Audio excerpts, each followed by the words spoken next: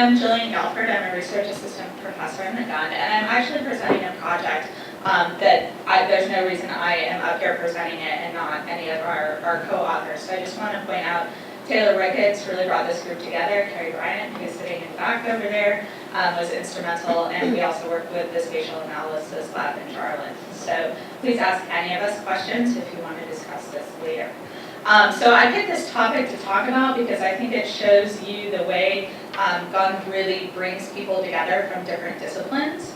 So I myself am trained as a remote sensing expert, and I study land use dynamics. Taylor's more of a true ecologist. We had an economist working with us and a number of other folks. So you see the range of people who come together. So we came together for a week and we tackled this study question. This is river discharge on the Otter Creek River at Rutland. And if you're in Vermont during 2011, you will remember how devastated Rutland was by these rising waters. So there's been a question out there in the ecological community about why we didn't see the same amount of flooding downstream in Middlebury. So the hypothesis is,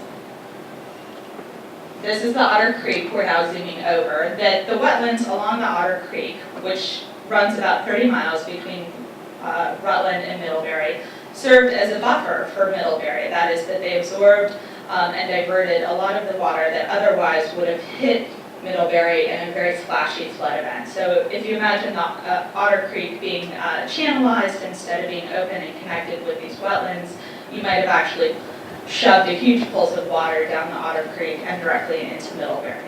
So our question was, what is the value of these wetlands in terms of reducing flood vulnerability in Middlebury? And how could we possibly estimate that? So we got together for a week, and if we'll zoom in here on Middlebury, this is what the actual floodwaters looked like at Middlebury.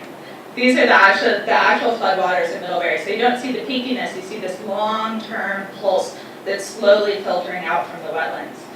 So we went through a series of modeling exercises and actually changed this to act as though all the water had been diverted straight from Rutland to Middlebury and not gotten spread out over the wetlands. And when we do that, the town of Middlebury actually looks something like this. So the darker blue is Otter Creek River. We're kind of looking southeasterly here across Middlebury, and we can estimate the areas that were flooded. We can also pick out the homes that would have been damaged and how much damage was done to each home. So if we take the water depth in each house that was in the flood zone, we can find out the amount of damage done on each house. We can then apply that percent damage to the value of the home, and at the end of the day, we came up with a price tag of about $8 million. So had there been no wetlands protecting Middlebury, these are preliminary results, so don't hold me to $8 million, but if there had been no wetlands, we think that the town of Middlebury would have incurred about $8 million in additional damages beyond we approximately $3 million that actually were incurred in Middlebury. So this is just an example, a little vignette of, I think, what the GUN can do in action. We are a super team all together, and hopefully we'll bring some more of you all into the fold. Thank you very much.